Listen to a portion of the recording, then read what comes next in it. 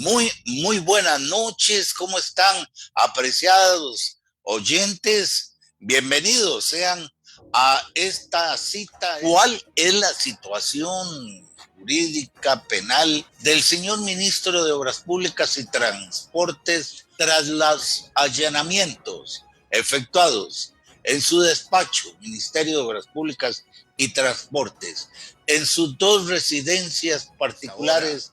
Licenciado Bernard Luis Salazar Ureña, sea usted bienvenido una vez más. Muchísimas gracias, Carlos. Espero que estés excelentemente bien, al igual que todos los que nos acompañan. Y aquí un tema interesantísimo.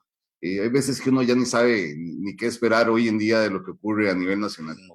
La pregunta que nos hacemos todos, licenciado Ureña, la situación del señor ministro de Obras Públicas y Transporte tras estos allanamientos efectuados esta semana por la Fiscalía. Su análisis, por favor. ¿Qué ha pasado? Cuando el Ministerio Público tiene conocimiento, porque así establece la ley, tiene conocimiento de la existencia de un posible hecho delictivo, está en la obligación de investigar, está en la obligación de recabar la prueba y es precisamente, le llega a oídos del Ministerio Público el que podría eventualmente haber ocurrido algo irregular, algo ilícito, algo delictivo.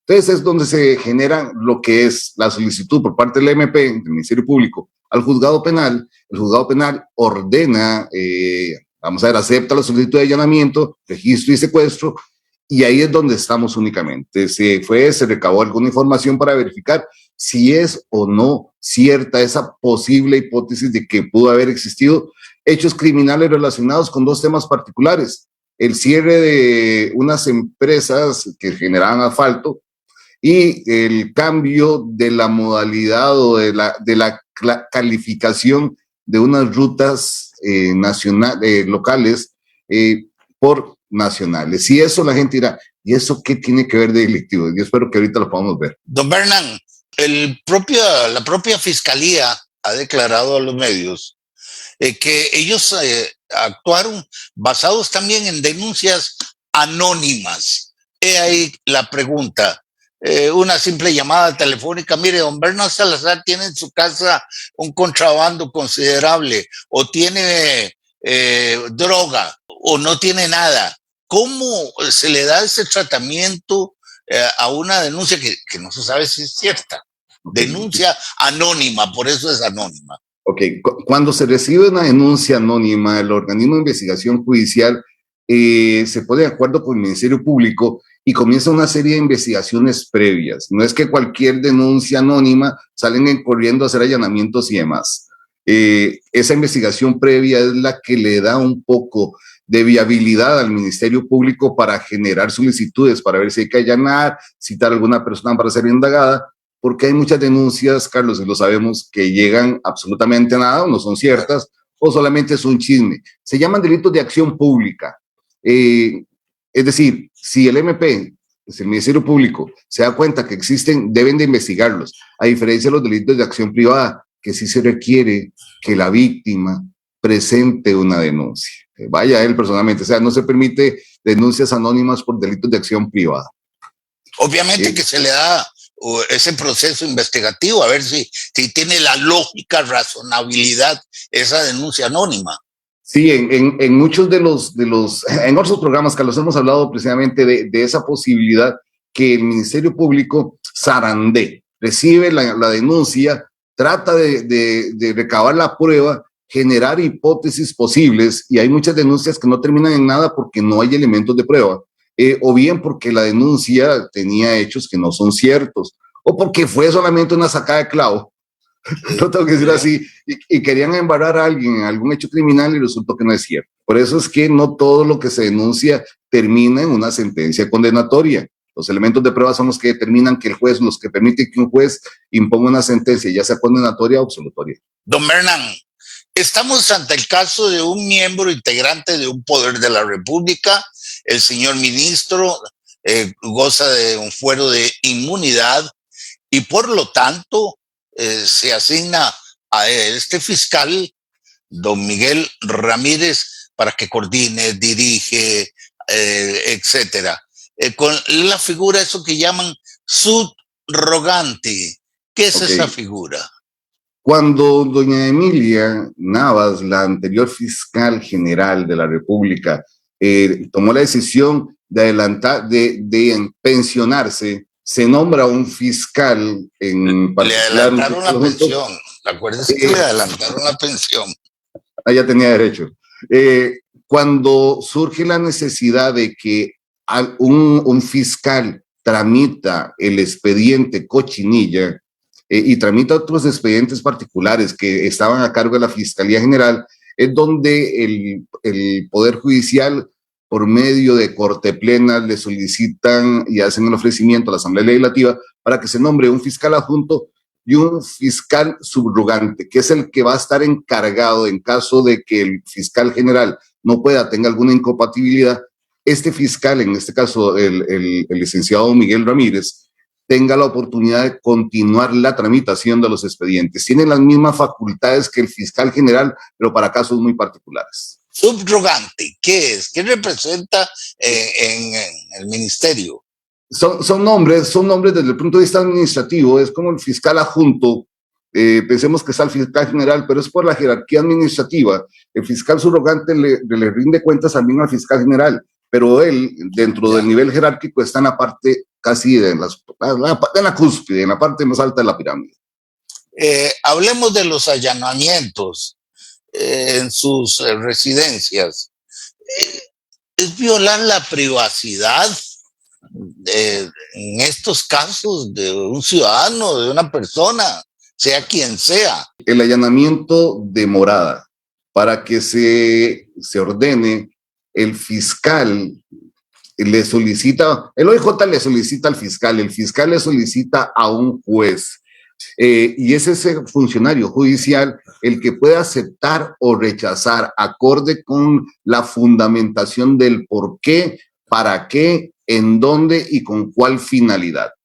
El fiscal tiene que hacer una solicitud debidamente fundamentada, de escribir qué es lo que andan buscando, por dónde, quiénes van a ir, para qué es y qué es lo que sirve de antecedente para solicitar. Hay muchas solicitudes de allanamiento que los juzgados penales lo rechazan, diciendo que no son viables o porque hace falta A, B o C.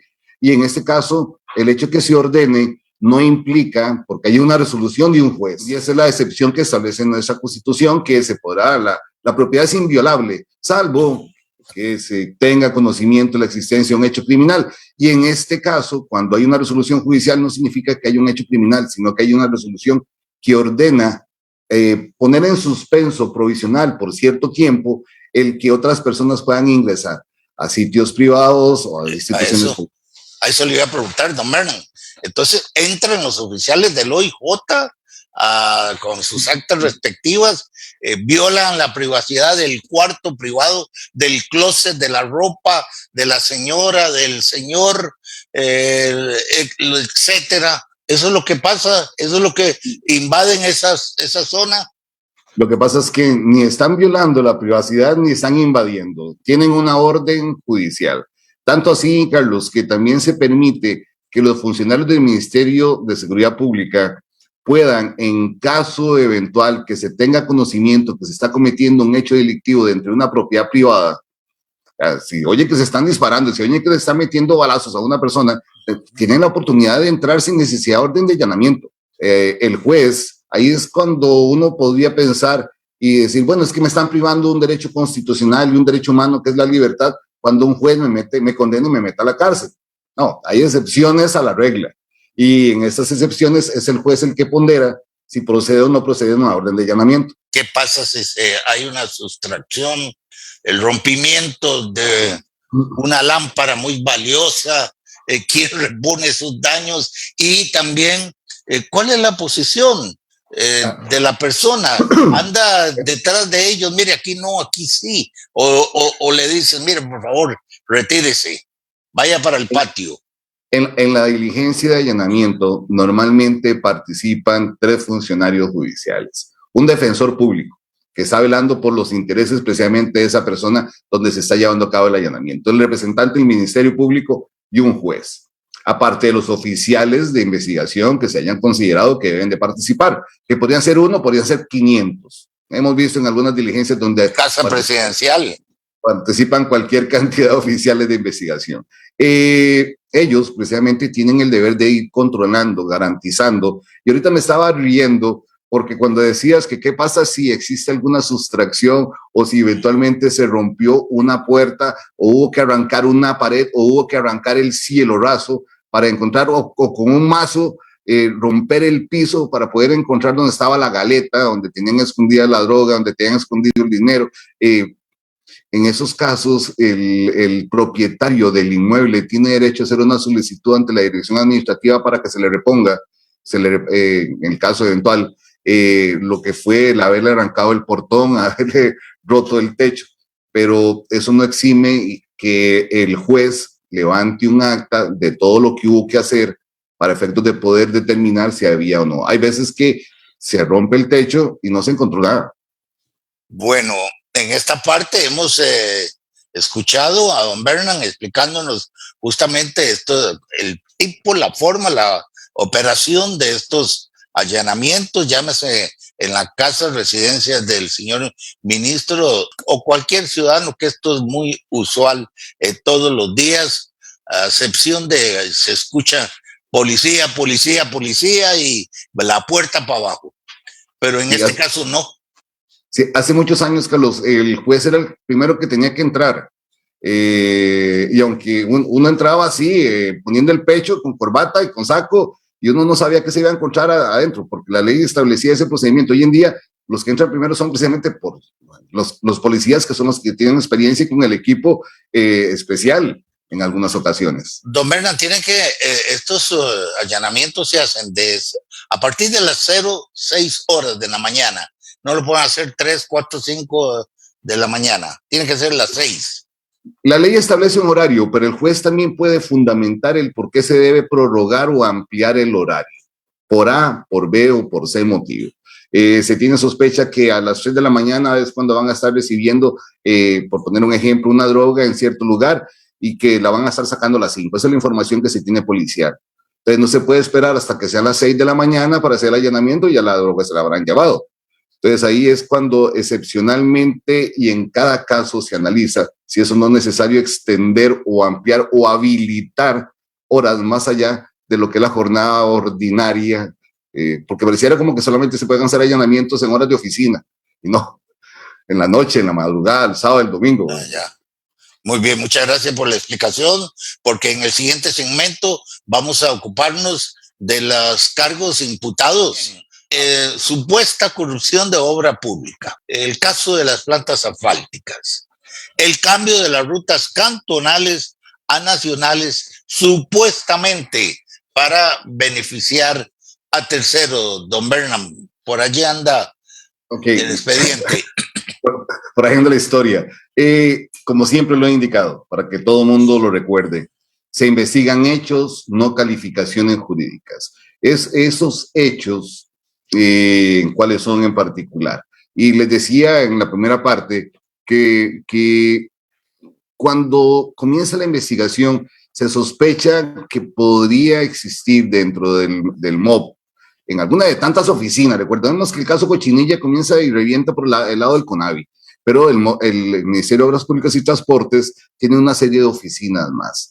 En una de las oficinas es la que se encarga de lo que es otorgar contratos y prorrogar los contratos de mantenimiento y demás. Y resulta que cuando se están llevando a cabo la construcción de una de las tantas redes viales en este país, para efectos de que lo tengan claro, algunas de las calles son nacionales y otras son municipales, son administradas por las municipalidades.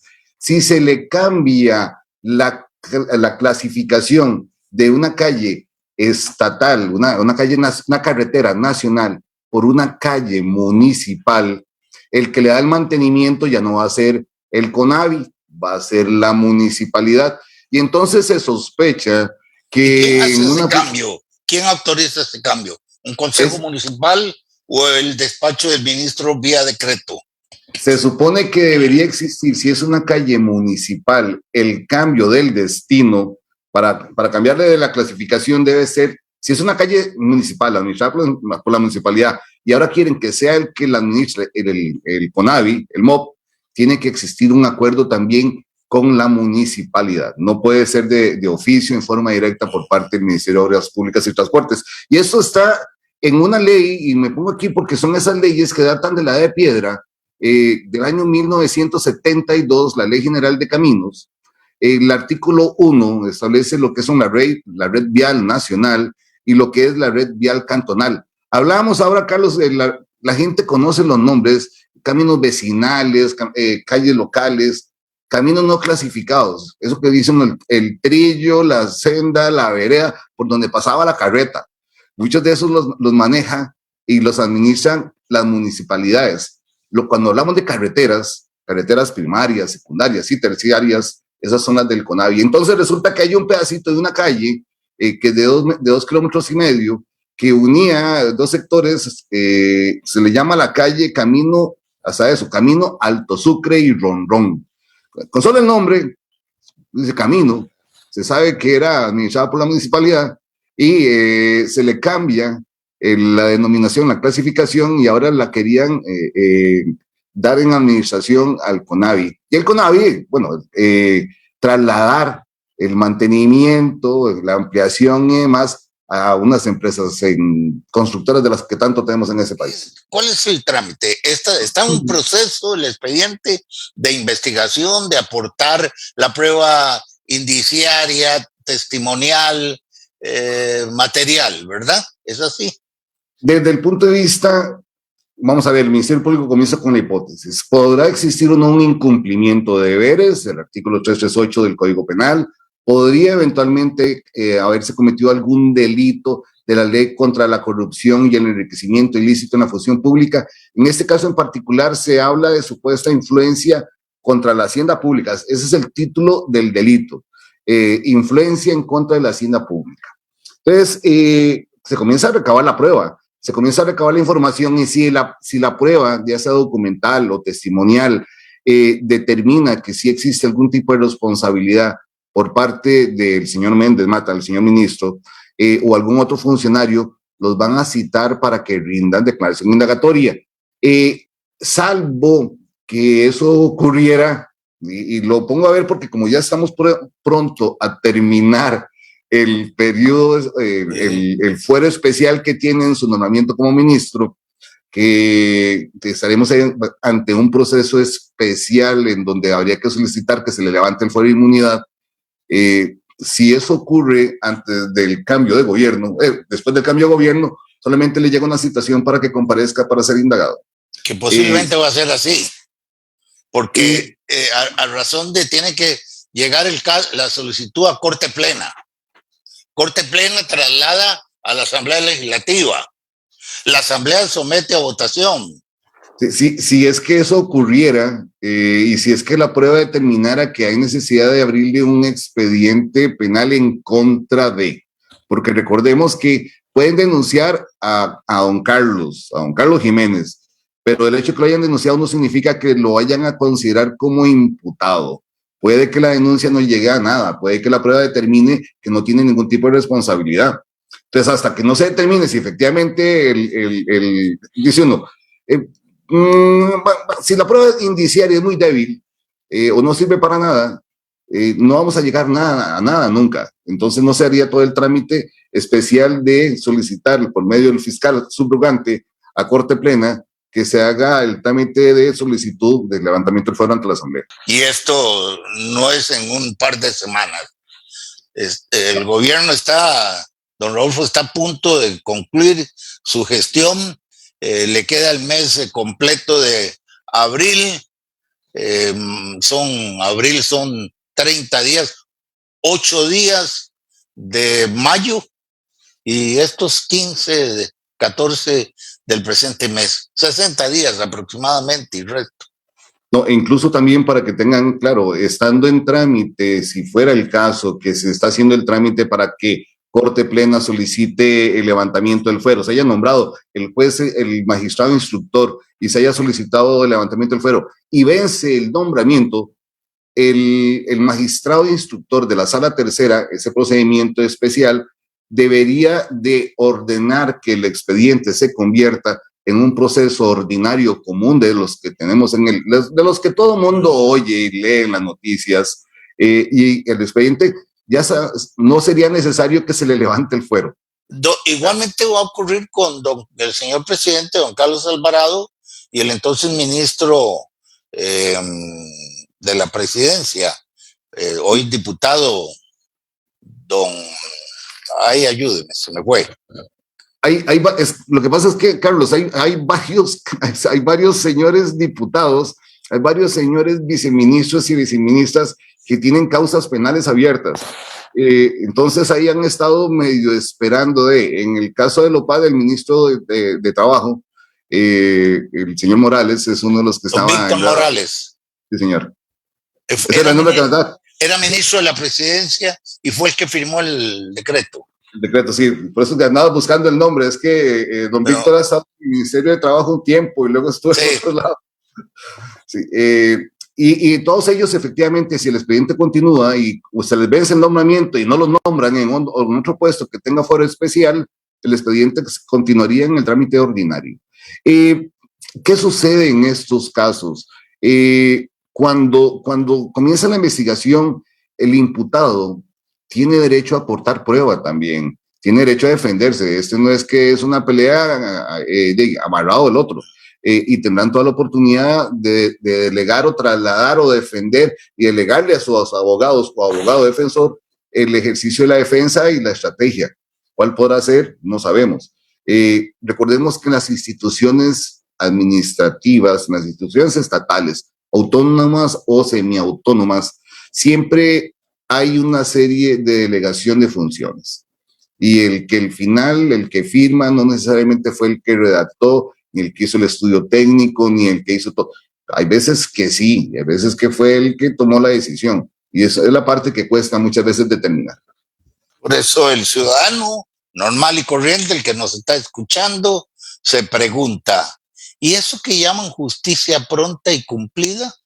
Todos nos lo preguntamos. Yo ya tengo, Carlos, este año cumplo 34 años de haberme incorporado como abogado y lo he estado escuchando esos 34 años y los años que también estuve en la universidad.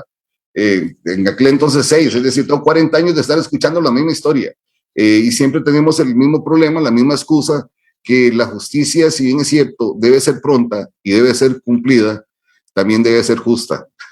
Entonces, tampoco por hacerlo a la carrera se va a hacer mal. Es un tema filosófico, jurídico importante. Si quisiéramos que todo fuera más rápido. Ahora hay un proyecto de ley que quiere establecer plazos para efectos de algunos procesos administrativos. Procesos administrativos de cómo la ley marco. ¿Cuánto tiempo la ley marco del salario único? ¿Cuánto tiempo será para efectos de poder despedir a un funcionario que se ha jalado una torta? Y ahí se están estableciendo plazos. Posiblemente llegará el momento en donde esos plazos no se puedan cumplir y saldrá la posibilidad de considerar que los plazos de esta ley son ordenatorios, no perentorios, y ahí fue un principio de la Sala Constitucional. La pregunta final. Dentro de la judicatura, por ejemplo, a nivel latinoamericano, ¿cómo ubicamos a nuestro país en materia de legislación, etcétera?